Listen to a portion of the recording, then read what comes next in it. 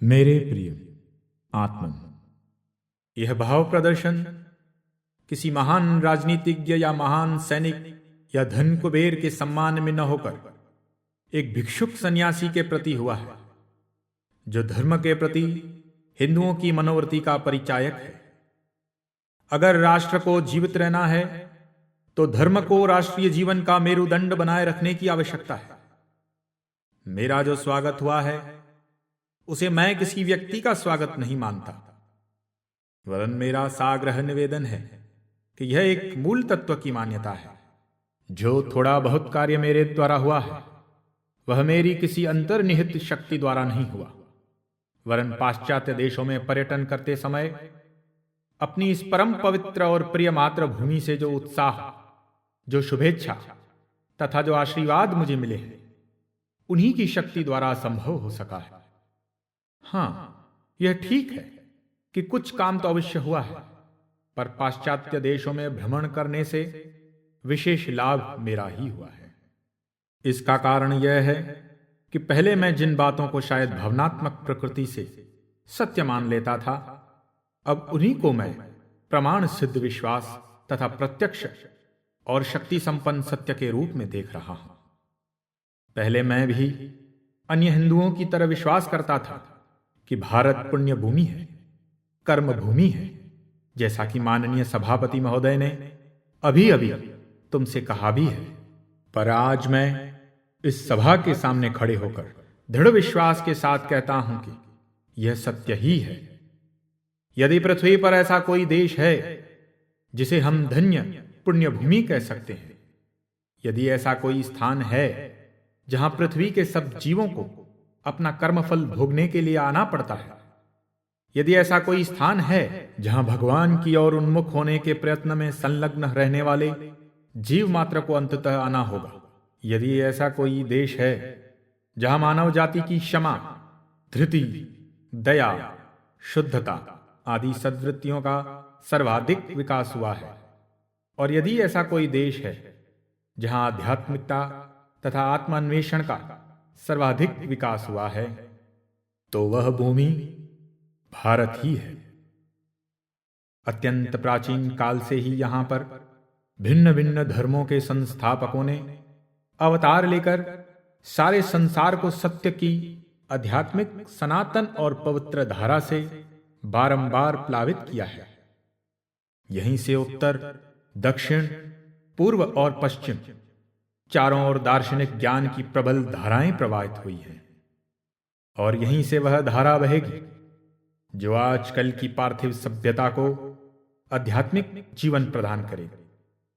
विदेशों के लाखों स्त्री पुरुषों के हृदय में भौतिकवाद की जो अग्नि धधक रही है, उसे बुझाने के लिए जिस जीवनदायी सलील की आवश्यकता है वह यहीं विद्यमान है। मित्रों, विश्वास रखो, यही होने जा रहा है। मैं इसी निष्कर्ष पर पहुंचा हूं। तुम लोग जो संसार की विभिन्न जातियों के इतिहास के विद्यार्थी हो, इस सत्य से अच्छी तरह परिचित हो। संसार हमारे देश का अत्यंत ऋणी है। यदि भिन्न भिन्न देशों की पारस्परिक तुलना की जाए तो मालूम होगा कि सारा संसार सहिष्णु एवं निरीह भारत का जितना ऋणी है, उतना और किसी देश का नहीं। निरीह हिंदू, ये शब्द कभी कभी तिरस्कार के रूप में प्रयुक्त होते हैं, पर यदि किसी तिरस्कार में अद्भुत सत्य का कुछ अंश निहित रहता है तो वह इन्हीं शब्दों में से है, निरीह हिंदू। ये सदा से जगत पिता की प्रिय संतान रहे हैं। यह ठीक है कि संसार के अन्यान्य स्थानों में सभ्यता का विकास हुआ है। प्राचीन और वर्तमान काल में कितनी ही शक्तिशाली तथा महान जातियों ने उच्च भावों को जन्म दिया है। पुराने समय में और आजकल भी बहुत से अनोखे तत्व एक जाति से दूसरी जाति में पहुंचे हैं, और यह भी ठीक है कि किसी राष्ट्र की गतिशील जीवन तरंगों ने महान शक्तिशाली सत्य के बीजों को चारों ओर बिखेरा है। परंतु भाइयों, तुम यह भी देख पाओगे कि ऐसे सत्य का प्रचार हुआ है रणभेरी के निर्घोष तथा रणसज्जा से सज्जित सेना समूह की सहायता से, बिना रक्त प्रवाह से सिक्त हुए, बिना लाखों स्त्री पुरुषों के खून की नदी में स्नान किए कोई भी नया भाव आगे नहीं बढ़ा। प्रत्येक ओजस्वी भाव के प्रचार के साथ ही साथ असंख्य लोगों का हाहाकार, अनाथों और असहायों का करुण क्रंदन और विधवाओं का अजस्त्र अश्रुपात होते देखा गया है। प्रधानतः इसी उपाय द्वारा अन्यान्य देशों ने संसार को शिक्षा दी है, परंतु इस उपाय का अवलंबन किए बिना ही भारत हजारों वर्षों से शांतिपूर्वक जीवित रहा है। जब यूनान का अस्तित्व नहीं था, रोम भविष्य के अंधकार गर्भ में छिपा हुआ था। जब आधुनिक यूरोपियनों के पुरखे घने जंगलों के अंदर छिपे रहते थे और अपने शरीर को नीले रंग से रंगा करते थे, तब भी भारत क्रियाशील था। उससे भी पहले, जिस समय का इतिहास में कोई लेखा नहीं है, जिस सुदूर धुंधले अतीत की ओर झांकने का साहस परंपरा को भी नहीं होता, उस काल से लेकर अब तक न जाने कितने ही भाव एक के बाद एक भारत से प्रसृत हुए, पर उनका प्रत्येक शब्द आगे शांति तथा पीछे आशीर्वाद के साथ कहा गया है। संसार के सभी देशों में केवल एक हमारे ही देश ने लड़ाई झगड़ा करके किसी अन्य देश को पराजित नहीं किया है। इसका शुभ आशीर्वाद हमारे साथ है और इसी से हम अब तक जीवित हैं। एक समय था जब यूनानी सेना के रण प्रयाण के दर्प से संसार कांप उठता था, पर आज वह कहां है? आज तो उसका चिन्ह तक कहीं दिखाई नहीं देता। यूनान देश का गौरव आज अस्त हो गया है।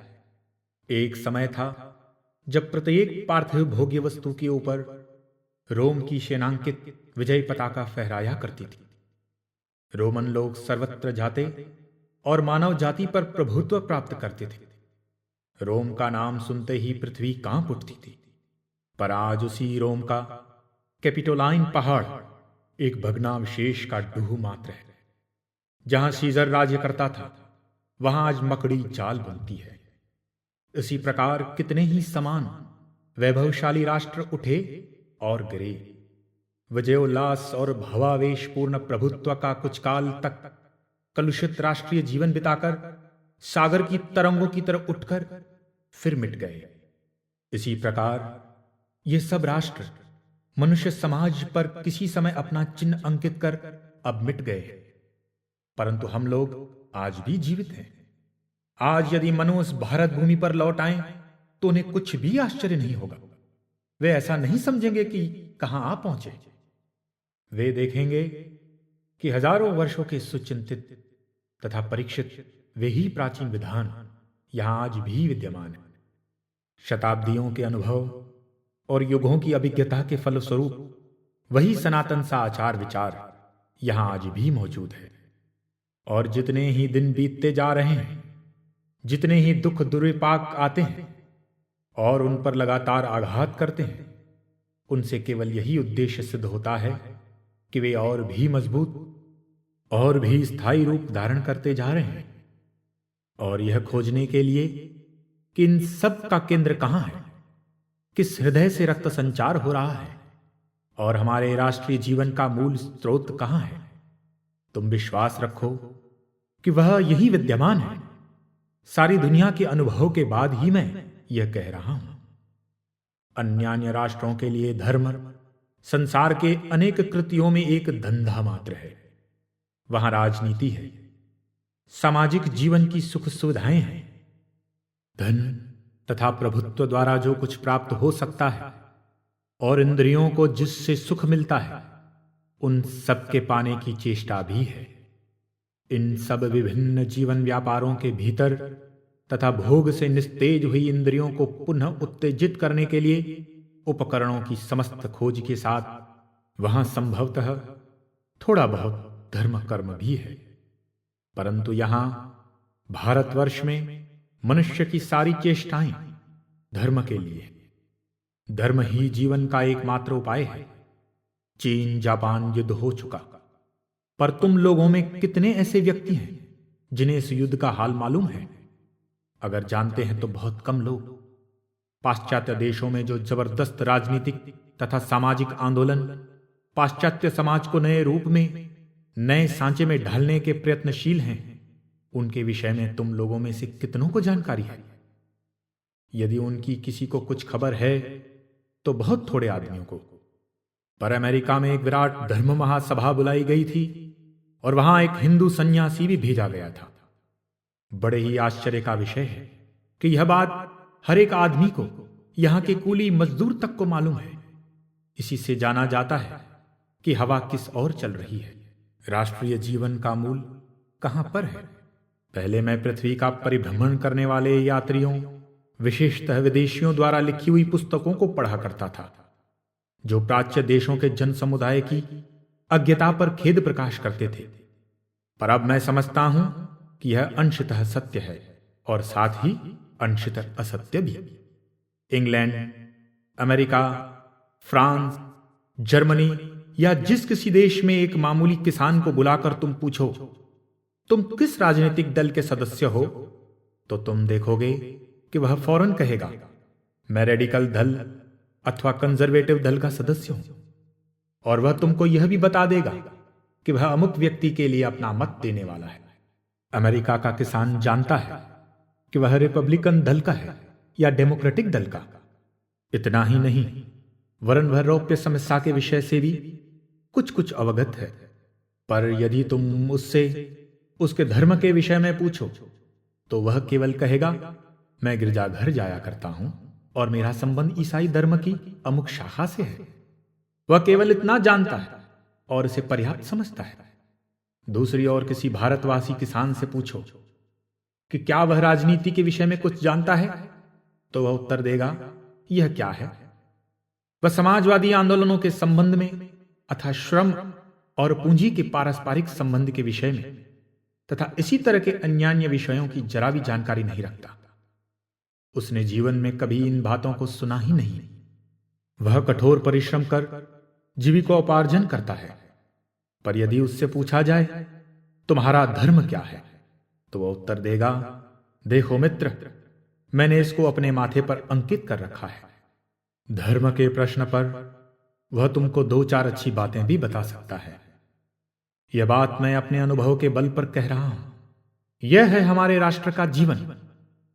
प्रत्येक मनुष्य में कोई न कोई विशेषता होती है। प्रत्येक व्यक्ति भिन्न भिन्न मार्गों से उन्नति की ओर अग्रसर होता है। हम कहते हैं पिछले अनंत जीवनों के कर्मों द्वारा मनुष्य का वर्तमान जीवन एक निश्चित मार्ग से चलता है, क्योंकि अतीत काल के कर्मों की समष्टि ही वर्तमान में प्रकट होती है और वर्तमान समय में हम जो कुछ कर्म कर रहे हैं, हमारा भावी जीवन उसी के अनुसार गठित हो रहा है। इसीलिए यह देखने में आता है कि इस संसार में जो कोई आता है उसका एक न एक और विशेष झुकाव होता है। उस और मानो उसे जाना ही पड़ेगा। मानो उस भाव का अवलंबन किए बिना वह जी ही नहीं सकता। यह बात जैसे व्यक्ति मात्र के लिए सत्य है, वैसे ही जाति के लिए भी। प्रत्येक जाति का भी उसी तरह किसी न किसी तरफ विशेष झुकाव हुआ करता है। मानो प्रत्येक जाति का हर एक विशेष जीवन उद्देश्य हुआ करता है। हर एक जाति को समस्त मानव जाति के जीवन को सर्वांग संपूर्ण बनाने के लिए किसी व्रत विशेष का पालन करना होता है। अपने व्रत विशेष को पूर्णतः संपन्न करने के लिए मानो हर एक जाति को उसका उद्यापन करना ही पड़ेगा। राजनीतिक श्रेष्ठता या सामरिक शक्ति प्राप्त करना किसी काल में हमारी जाति का जीवन उद्देश्य न कभी रहा है और न इस समय भी है। और यह भी याद रखो कि न तो वह कभी आगे भी होगा। हां, हमारा दूसरा ही जातीय जीवन उद्देश्य रहा है। वह यह है कि समग्र जाति की आध्यात्मिक शक्ति को मानो किसी डायनेमो में संग्रहित, संरक्षित और नियोजित किया गया हो और कभी मौका आने पर वह संचित शक्ति सारी पृथ्वी को एक जल प्लावन में बहा दे। जब कभी फारस, यूनान, रोम, अरब या इंग्लैंड वाले अपनी सेनाओं को लेकर दिग्विजय के लिए निकले और उन्होंने विभिन्न राष्ट्रों को एक सूत्र में ग्रथित किया है, तभी भारत का दर्शन और अध्यात्म नवनिर्मित मार्गों द्वारा संसार की जातियों की धमनियों में होकर प्रवाहित हुए हैं। समस्त मानवीय प्रगति में शांति प्रिय हिंदू जाति का कुछ अपना योगदान भी है और आध्यात्मिक आलोक ही भारत का वह दान है। इस प्रकार इतिहास पढ़कर हम देखते हैं कि जब कभी अतीत में किसी प्रबल दिग्विजयी राष्ट्र ने संसार की अन्यान्य जातियों को एक सूत्र में ग्रथित किया है और भारत को उसके एकांत और शेष दुनिया से उसकी पृथकता से, जिसमें बार बार रहने का वह अभ्यस्त रहा है, मानव निकालकर अन्यान्य जातियों के साथ उसका सम्मिलन कराया है। जब कभी ऐसी घटना घटी है तभी परिणाम स्वरूप भारतीय आध्यात्मिकता से सारा संसार आप्लावित हो गया है। 19वीं शताब्दी के आरंभ में वेद के किसी एक साधारण से लैटिन अनुवाद को पढ़कर, जो अनुवाद किसी नवयुवक फ्रांसीसी द्वारा वेद के किसी पुराने फारसी अनुवाद से किया गया था, विख्यात जर्मन दार्शनिक शोपेनहावर ने कहा है, समस्त संसार में उपनिषद के समान हितकारी और उन्नायक अन्य कोई अध्ययन नहीं है। जीवन भर उसने मुझे शांति प्रदान की है और मरने पर भी वही मुझे शांति प्रदान करेगा। आगे चलकर वे ही जर्मन ऋषि यह भविष्यवाणी कर गए, यूनानी साहित्य के पुनरुत्थान से संसार के चिंतन में जो क्रांति हुई थी, शीघ्र ही विचार जगत में उससे भी शक्तिशाली और दिगंत व्यापी क्रांति का विश्व साक्षी होने वाला है। आज उनकी वह भविष्यवाणी सत्य हो रही है। जो लोग आंखें खोले हुए हैं, जो पाश्चात्य जगत की विभिन्न राष्ट्रों के मनोभावों को समझते हैं, जो विचारशील हैं तथा जिन्होंने भिन्न भिन्न राष्ट्रों के विषय में विशेष रूप से अध्ययन किया है, वे देख पाएंगे कि भारतीय चिंतन के इस धीर और अविराम प्रवाह के सहारे संसार के भावों, व्यवहारों, पद्धतियों और साहित्य में कितना बड़ा परिवर्तन हो रहा है। हां, भारतीय प्रचार की अपनी विशेषता है। इस विषय में मैं तुम लोगों को पहले ही संकेत कर चुका हूं। हमने कभी बंदूक या तलवार के सहारे अपने विचारों का प्रचार नहीं किया। यदि अंग्रेजी भाषा में ऐसा कोई शब्द है जिसके द्वारा संसार को भारत का दान प्रकट किया जाए, यदि अंग्रेजी भाषा में कोई ऐसा शब्द है जिसके द्वारा मानव जाति पर भारतीय साहित्य का प्रभाव व्यक्त किया जाए, तो वही यही एकमात्र शब्द सम्मोहन, फैसिनेशन है। यह सम्मोहनी शक्ति वैसी नहीं है जिसके द्वारा मनुष्य एकाएक मोहित हो जाता है, वरन यह ठीक उसके विपरीत है। यह धीरे धीरे बिना कुछ मालूम हुए मानो तुम्हारे मन पर अपना आकर्षण डालती है। बहुतों को भारतीय विचार, भारतीय प्रथा, भारतीय आचार व्यवहार, भारतीय दर्शन और भारतीय साहित्य पहले पहल कुछ प्रतिषेधक से मालूम होते हैं, परंतु यदि वे धैर्यपूर्वक उक्त विषयों का विवेचन करें, मन लगाकर अध्ययन करें और इन तत्वों में निहित महान सिद्धांतों का परिचय प्राप्त करें, तो फलस्वरूप 99% लोग आकर्षित होकर उनसे विमुक्त हो जाएंगे। सवेरे के समय गिरने वाली कोमल लोस न तो किसी की आंखों से दिखाई देती है और न उसके गिरने से कोई आवाज ही कानों को सुनाई पड़ती है। ठीक उसी के समान यह शांत, सहिष्णु, सर्वम सह धर्म प्राण जाति धीर और मौन होने पर भी विचार साम्राज्य में अपना जबरदस्त प्रभाव डालती जा रही है। प्राचीन इतिहास का पुनर्विनय फिर से आरंभ हो गया है। कारण, आज जबकि आधुनिक वैज्ञानिक आविष्कारों द्वारा बारंबार होने वाले आघातों से आपात सुदृढ़ तथा दुर्भेद्य धर्म विश्वास की जड़ें तक हिल रही हैं, जबकि मनुष्य जाति के भिन्न भिन्न अंशों को अपने अनुयायी कहने वाले विभिन्न धर्म संप्रदायों का खास दावा शून्य में पर्यवसित हो हवा में मिलता जा रहा है, जबकि आधुनिक पुरातत्वानुसंधान के प्रबल मूसलाघात प्राचीन बुद्ध मूल संस्कारों को शीशे की तरह चूर चूर किए डालते हैं, जबकि पाश्चात्य जगत में धर्म केवल मूढ़ लोगों के हाथों में चला गया है, और जबकि ज्ञानी लोग धर्म संबंधी प्रत्येक विषय को घृणा की दृष्टि से देखने लगे हैं, ऐसी परिस्थिति में भारत का, जहां के अधिवासियों का धर्म जीवन सर्वोच्च दार्शनिक सत्य सिद्धांतों द्वारा नियमित है,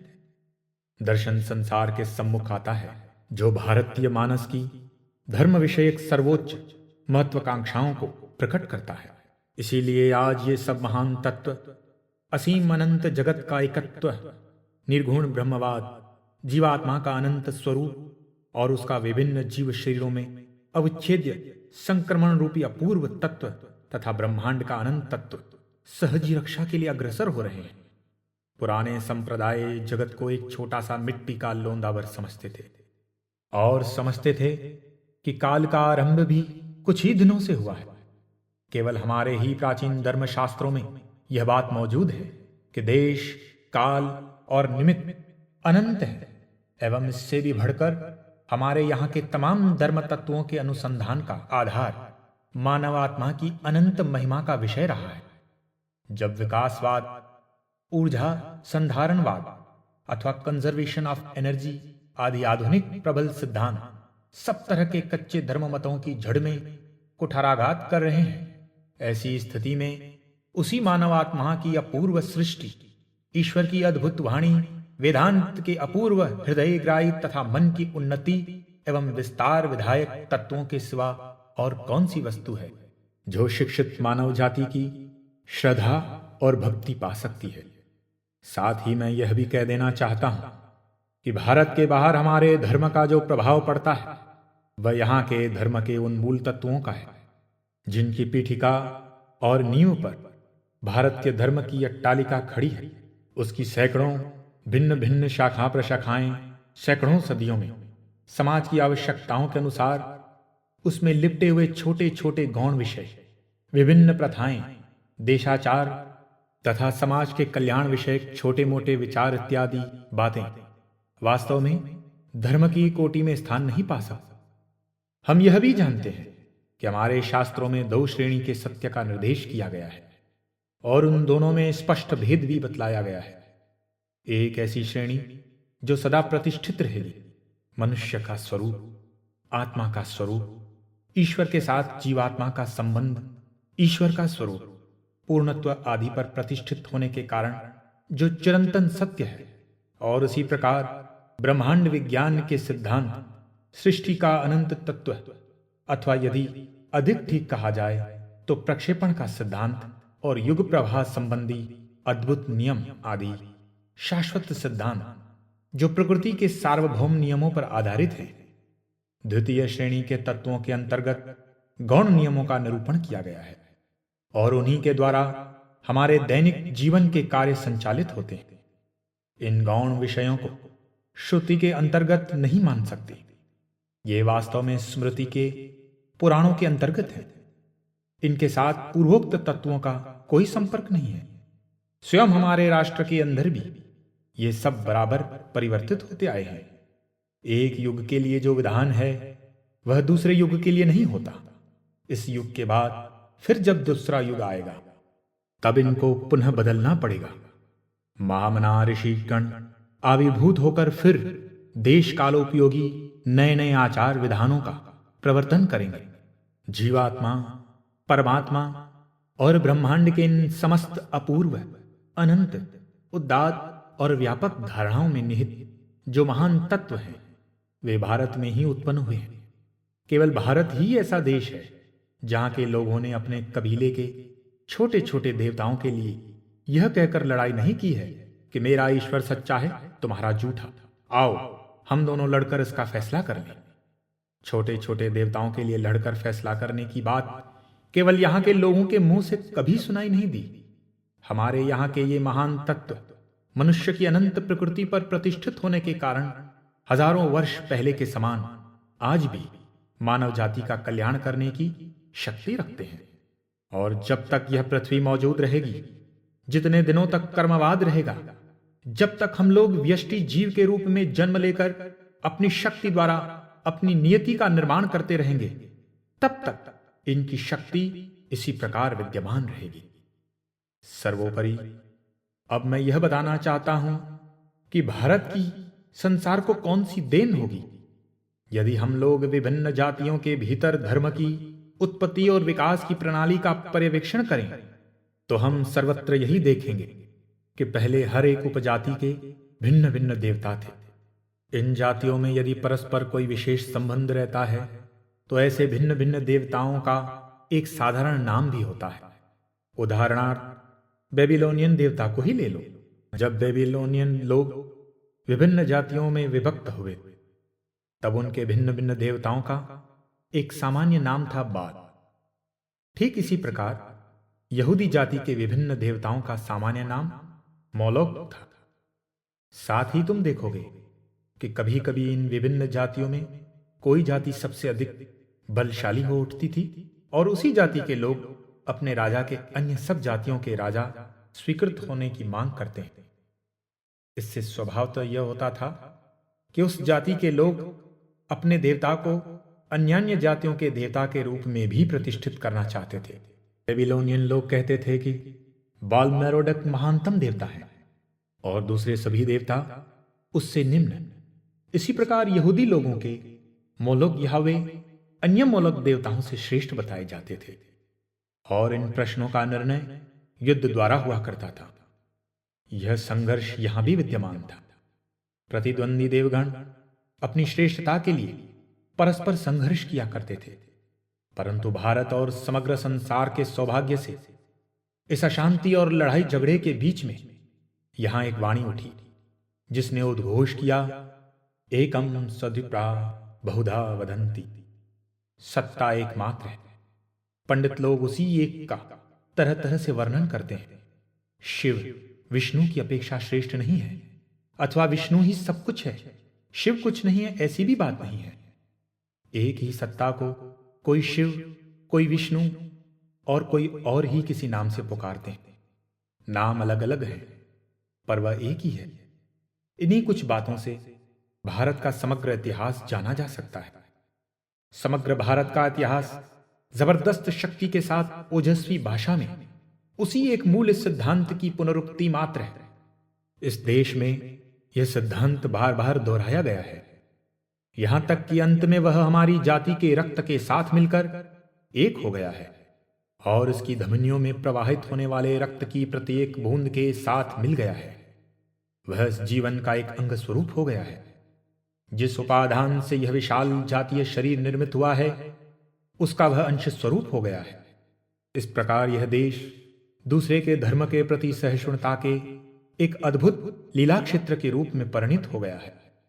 इसी कारण इस प्राचीन मातृभूमि में हमें सब धर्मों और संप्रदायों को सादर स्थान देने का अधिकार प्राप्त हुआ है। इस भारत में आपाततः एक दूसरे के विरोधी होने पर भी ऐसे बहुत से धर्म संप्रदाय हैं जो बिना किसी विरोध के स्थापित हैं। इस अत्यंत विलक्षण बात का एकमात्र यही कारण है। संभव है कि तुम द्वैतवादी हो और मैं अद्वैतवादी। संभव है कि तुम अपने को भगवान का नित्य दास समझते हो और दूसरा यह कहे कि मुझ में और भगवान में कोई अंतर नहीं है, पर दोनों ही हिंदू हैं और सच्चे हिंदू हैं। यह कैसे संभव हो सका है? इस प्रश्न का उत्तर जानने के लिए उसी महावाक्य का स्मरण करो, एकम सद्विप्रा बहुधा वदंती। मेरे स्वदेशवासी भाइयों, सबसे ऊपर यही महान सत्य हमें संसार को सिखाना होगा और देशों के शिक्षित लोग भी नाक मुंह सिकोड़कर हमारे धर्म को मूर्ति पूजक कहते तथा समझते हैं। मैंने स्वयं उन्हें ऐसा कहते देखा है, पर वे भी कभी स्थिरचित्त होकर यह नहीं सोचते कि उनका मस्तिष्क कैसे भ्रमों से परिपूर्ण है। और आज भी सर्वत्र ऐसा ही है। ऐसी ही घोर सांप्रदायिकता है, मन में इतनी घोर संकीर्णता है। उनका अपना जो कुछ है मानो वही संसार में सबसे अधिक मूल्यवान है। धन देवता की पूजा और अर्थोपासना ही उनकी राय में सच्चा जीवन निर्वाह है। उनके पास जो यत्किंचित संपत्ति है वही मानो सब कुछ है और अन्य कुछ नहीं। अगर वे मिट्टी से कोई असार वस्तु बना सकते हैं अथवा कोई यंत्र आविष्कृत कर सकते हैं तो और सबको छोड़कर उन्हीं की प्रशंसा करनी है। संसार में शिक्षा और अध्ययन के इतने प्रचार के बावजूद सारी दुनिया की यही हालत है। परंतु इस जगत में अब भी असली शिक्षा की आवश्यकता है। और सभ्यता, सच पूछो तो सभ्यता का अभी तक कहीं आरंभ भी नहीं हुआ है। मनुष्य जाति में अब भी 99.9% लोग प्राय जंगली अवस्था में ही पड़े हुए हैं। हम इस विषय में पुस्तकों में भले ही पढ़ते हैं, हम धार्मिक सहिष्णुता के बारे में सुनते हैं तथा इसी प्रकार की अन्य बातें भी सुनते हैं, किंतु मैं अपने अनुभव के आधार पर कहता हूं कि संसार में ये भाव बहुत अल्प मात्रा में विद्यमान है। 99% मनुष्य इन बातों को मन में स्थान तक नहीं देते हैं। संसार के जिस किसी देश में मैं गया, वहीं मैंने देखा कि अब भी दूसरे धर्मों के अनुयायियों पर घोर अत्याचार जारी है। कुछ भी नया सीखने के विरुद्ध आज भी वही पुरानी आपत्तियां उठाई जाती। संसार में दूसरों के धर्म के प्रति सहिष्णुता का यदि थोड़ा बहुत भाव आज भी कहीं विद्यमान है, यदि धर्म भाव से कुछ भी सहानुभूति कहीं है, तो वह कार्यतः यहीं इसी आर्य भूमि में है और कहीं नहीं। उसी प्रकार यह सिर्फ यही है कि हम भारतवासी मुसलमानों के लिए मस्जिदें और ईसाइयों के लिए गिरजाघर भी बनवा देते हैं, या और कहीं नहीं। यदि तुम दूसरे देश में जाकर मुसलमानों से अथवा अन्य किसी धर्मावलंबियों से अपने लिए एक मंदिर बनवाने को कहो, तो फिर तुम देखोगे कि तुम्हें क्या सहायता मिलती है। सहायता का तो प्रश्न ही क्या, वे तुम्हारे मंदिर को और हो सका तो तुमको भी विनष्ट कर देने की कोशिश करेंगे। इसी से संसार को अब भी इस महान शिक्षा की विशेष आवश्यकता है। संसार को भारतवर्ष से दूसरों के धर्म के प्रति सहिष्णुता की ही नहीं, दूसरों के धर्म के साथ सहानुभूति रखने की भी शिक्षा ग्रहण करनी होगी। इसको महिम्न स्तोत्र में भली भांति व्यक्त किया गया है। हे शिव, जिस प्रकार विभिन्न नदियां विभिन्न पर्वतों से निकलकर सरल तथा वक्र गति से प्रवाहित होती हुई अंततः समुद्र में ही मिल जाती है, उसी प्रकार अपनी विभिन्न प्रवृत्तियों के कारण जिन विभिन्न मार्गों को लोग ग्रहण करते हैं, सरल या वक्र रूप में विभिन्न लगने पर भी वे सभी तुम तक ही पहुंचाते हैं। यद्यपि लोग भिन्न भिन्न मार्गों से चल रहे हैं, तथापि सब लोग एक ही स्थान की ओर जा रहे हैं। कोई जरा घूम फिरकर टेढ़ी राह से चलता है और कोई एकदम सीधी राह से, पर अंततः वे सब उस प्रभु के पास आएंगे। तुम्हारी शिव भक्ति तभी संपूर्ण होगी जब तुम सर्वत्र शिव को ही देखोगे। केवल शिवलिंग में ही नहीं, वे ही यथार्थ में साधु हैं, वे ही सच्चे हरिभक्त हैं, जो हरि को सब जीवों में, सब भूतों में देखा करते हैं। यदि तुम शिव जी के यथार्थ भक्त हो, तो तुम्हें उनको सब जीवों में तथा सब भूतों में देखना चाहिए, चाहे जिस नाम से अथवा चाहे जिस रूप में उनकी उपासना क्यों न की जाए। तुम्हें समझना होगा कि उन्हीं की पूजा की जा रही है। चाहे कोई काबा की ओर मुंह करके घुटने टेक कर उपासना करे, या गिरजाघर में उपासना करे, अथवा बौद्ध मंदिर में ही करे, वह जाने या अनजाने उसी परमात्मा की उपासना कर रहा है।